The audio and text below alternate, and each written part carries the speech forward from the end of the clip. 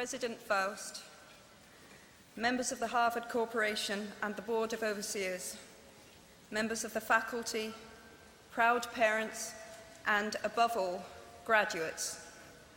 The first thing I would like to say is thank you. Not only has Harvard given me an extraordinary honor, but the weeks of fear and nausea I have endured at the thought of giving this commencement address have made me lose weight.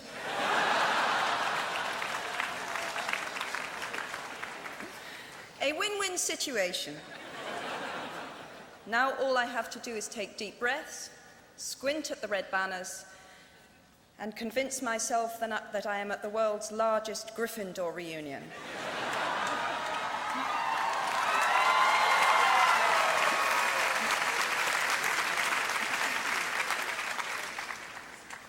Delivering a commencement address is a great responsibility, or so I thought, until I cast my mind back to my own graduation. The commencement speaker that day was the distinguished British philosopher, Baroness Mary Warnock. Reflecting on her speech has helped me enormously in writing this one, because it turns out that I can't remember a single word she said.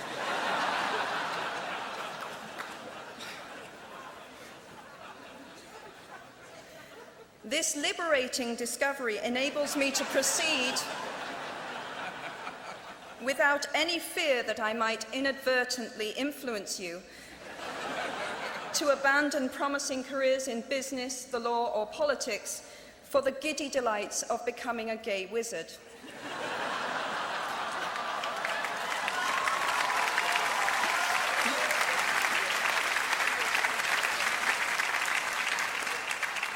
You see, if all you remember in years to come is the gay wizard joke, I've come out ahead of Baroness Mary Warnock. Achievable goals, the first step to self-improvement. Actually, I have racked my mind and heart for what I ought to say to you today. I have asked myself what I wish I had known at my own graduation, and what important lessons I have learned in the 21 years that have expired between that day and this. I have come up with two answers. On this wonderful day when we are gathered together to celebrate your academic success, I have decided to talk to you about the benefits of failure. And as you stand on the threshold of what is sometimes called real life, I want to extol the crucial importance of imagination. These may seem quixotic or paradoxical choices, but bear with me. Looking back at the 21-year-old that I was at graduation is a slightly uncomfortable experience for the 42-year-old that she has become. Half my lifetime ago, I was striking an uneasy balance between the ambition I had for myself and what those closest to me expected of me. I was convinced that the only thing I wanted to do, ever, was write novels. However, my parents, both of whom came from impoverished backgrounds and neither of whom had been to college, took the view that my overactive imagination was an amusing personal quirk that would never pay a mortgage or secure a pension. I know the irony strikes with the force of a cartoon anvil now, but... So they hoped that I would take a vocational degree. I wanted to study English literature.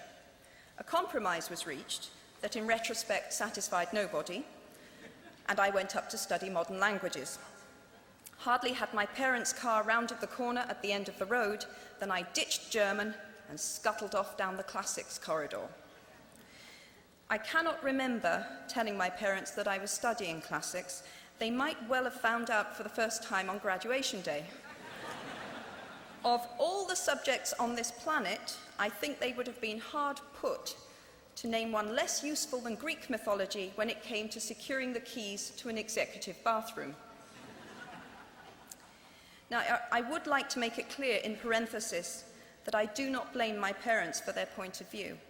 There is an expiry date on blaming your parents for steering you in the wrong direction.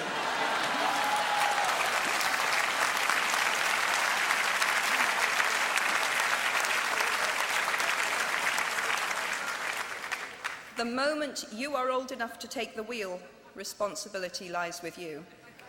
What is more, I cannot criticize my parents for hoping that I would never experience poverty.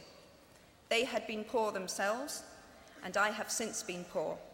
And I quite agree with them that it is not an ennobling experience. Poverty entails fear and stress, and sometimes depression. It means 1,000 petty humiliations and hardships. Climbing out of poverty by your own efforts, that is something on which to pride yourself, but poverty itself is romanticized only by fools. What I feared most for myself at your age was not poverty, but failure.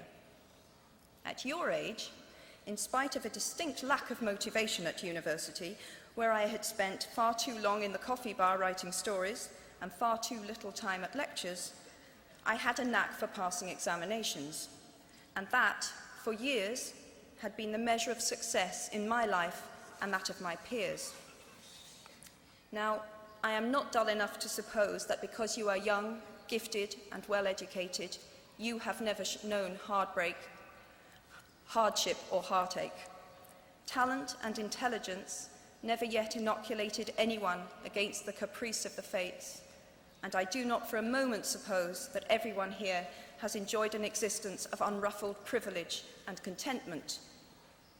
However, the fact that you are graduating from Harvard suggests that you are not very well acquainted with failure.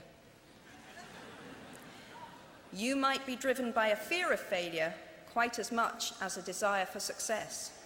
Indeed, your conception of failure might not be too far removed from the average person's idea of success. So high have you already flown.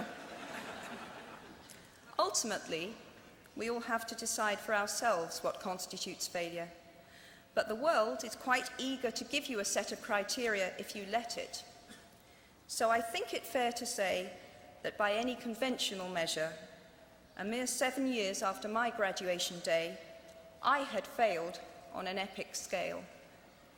An exceptionally short-lived marriage had imploded, and I was jobless, a lone parent, and as poor as it is possible to be in modern Britain without being homeless. The fears that my parents had had for me and that I had had for myself had both come to pass, and by every usual standard, I was the biggest failure I knew. Now, I'm not going to stand here and tell you that failure is fun.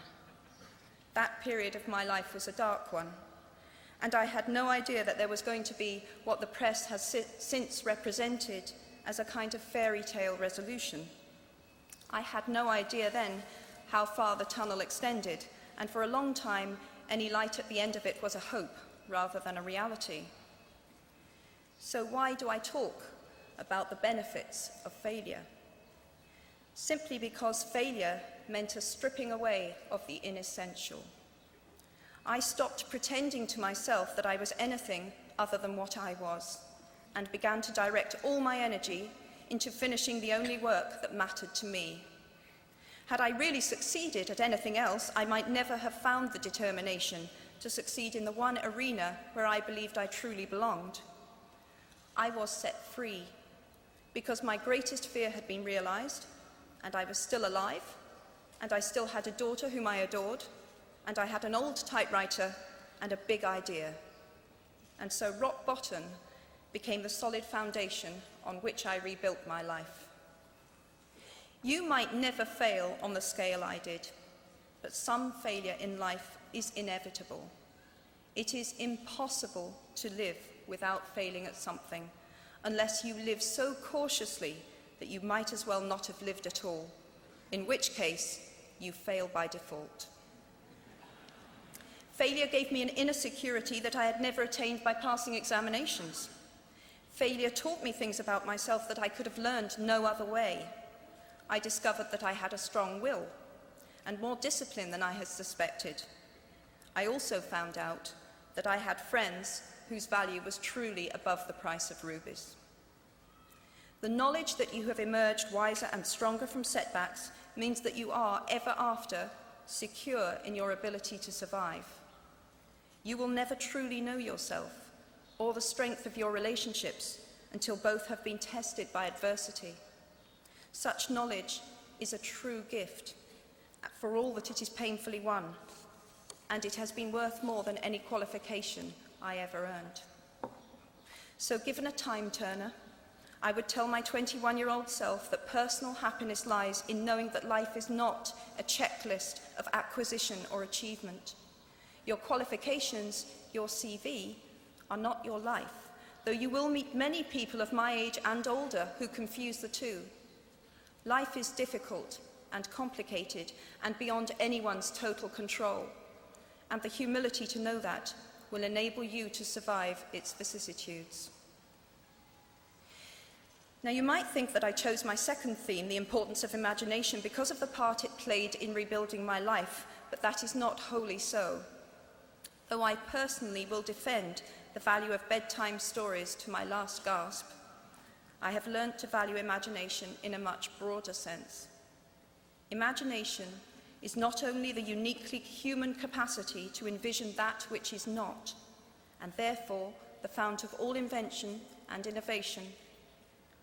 In its arguably most transformative and revelatory capacity, it is the power that enables us to empathize with humans whose experiences we have never shared. One of the greatest formative experiences of my life preceded Harry Potter, though it informed much of what I subsequently wrote in those books. This revelation came in the form of one of my earliest day jobs.